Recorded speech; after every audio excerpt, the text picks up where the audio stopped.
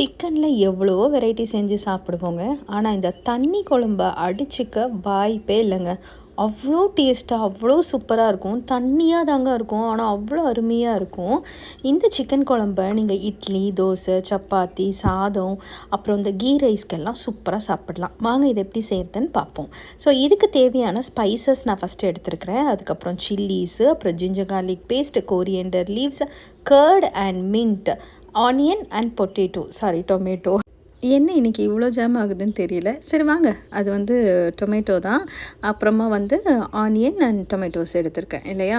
So first இந்த pan எடுத்துக்கோங்க. நல்லா அகலமாக இந்த மாதிரி இருந்ததுன்னா வச்சுக்கோங்க. ஏன்னா நம்ம பண்ண போகிறது தண்ணி குழம்பு, நிறைய தண்ணி ஊற்றுவோம். ஸோ பேன் காஞ்சதுக்கப்புறமா எண்ணெய் போட்டுக்கோங்க. எண்ணெய் காஞ்சதுக்கப்புறமா ஆல் ஸ்பைசஸை நான் போடுறேன். என்னென்ன ஸ்பைசஸ்னால் ஏலக்காய், பட்டை, ஸ்டார் அனைஸ் அண்ட் கிராம்பு, அவ்வளோதாங்க. எல்லாத்துலேயும் ஒரு 2-3 நம்பர் எடுத்து போட்டுக்கோங்க. அதுக்கப்புறம் சில்லிஸ் நல்லா தாராளமாக ஒரு 4 5 சில்லிஸ் போட்டுக்கோங்க. இந்த சில்லிலையும் மேட்டர் இருக்குங்க. என்னென்னா அந்த சில்லி அங்கே பாருங்கள், அந்த மாதிரி ஒயிட் கலரில் வரணும், டேர்ன் ஆகணும். அப்போனா தான் அந்த சில்லியோட ஃப்ளேவர் அந்த ஆயிலில் இறங்கியிருக்குன்னு அர்த்தம். ஸோ அதுக்கப்புறமா நான் ஒரு ஹாஃப் ஆனியன் தாங்க போட்டிருக்கேன். அப்புறம் இது வந்து 2லேருந்து 2.5 தக்காளி போட்டிருக்கேன். அதாவது ஒரு பெரிய வெங்காயத்தில் அரை வெங்காயமும் தக்காளியில் 2லேருந்து 2.5 தக்காளியும் போட்டு ஜிஞ்சர் கார்லிக் பேஸ்ட் வந்து போட்டுக்கோங்க. ஜிஞ்சர் கார்லிக் பேஸ்ட் எவ்வளோ ஸ்பூன் பார்த்தீங்கன்னா ஒரு 3 ஸ்பூன் அளவில் போடுங்க.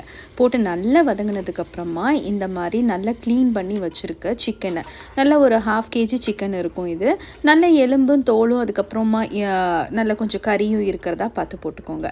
நல்லா வதங்கினதுக்கப்புறமா ஒரு 1/4 கப்பு தயிர் வந்து நான் ஆட் பண்ணியிருக்கேன். ஸோ அந்த தயிர் வந்து நல்ல மாய்ஸ்சராக இருக்கும். அட் த சேம் டைம் ரொம்ப ஒரு டேஸ்ட்டு கொடுக்கும். அண்ட் இப்போ பொட்டேட்டோ ஆட் பண்ணிக்கோங்க. ஆக்சுவலி ஏன் எனக்கு ஃபஸ்ட்டு ஜாம் ஆச்சுன்னா, நான் இன்றைக்கி பொட்டேட்டோவும் போட போகிறேன், அதனால தான்.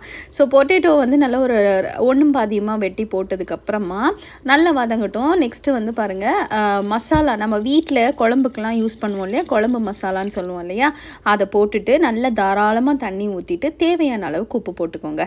நீங்கள் கேட்பீங்கன்னு எனக்கு நல்லா தெரியுங்க, ஏங்க இஞ்சி பூண்டு எல்லாம் போட்டிங்க சரிதான், எங்கே போச்சு இந்த புதினா கொத்தமல்லினா? ட்விஸ்ட்டே அதுதாங்க. கடைசியில் புதினா கொத்தமல்லி போட்டு நல்லா ஒரு 3-4 விசில் விட்டு எடுத்தீங்கன்னா சொல்ல வார்த்தை இல்லைங்க. அந்த விசில் வர்றப்பவே வீட்டில் அவ்வளோ ஒரு வாசனையாக இருக்கும். வீடே மணக்குங்க, அப்படி ஒரு வாசனையாக இருக்கும். அட் த சேம் டைம் ரொம்ப டேஸ்ட்டாக இருக்குங்க. பாருங்கள் இந்த உருளைக்கிழங்கு எப்படி பஞ்சாக வெந்திருக்குதுன்னு. இந்த கறியை பாருங்கள், அப்படி தொட்ட உடனே வருது. பஞ்சு பஞ்சாக வெந்த சாதத்தோட சூப்பராக இருக்குங்க.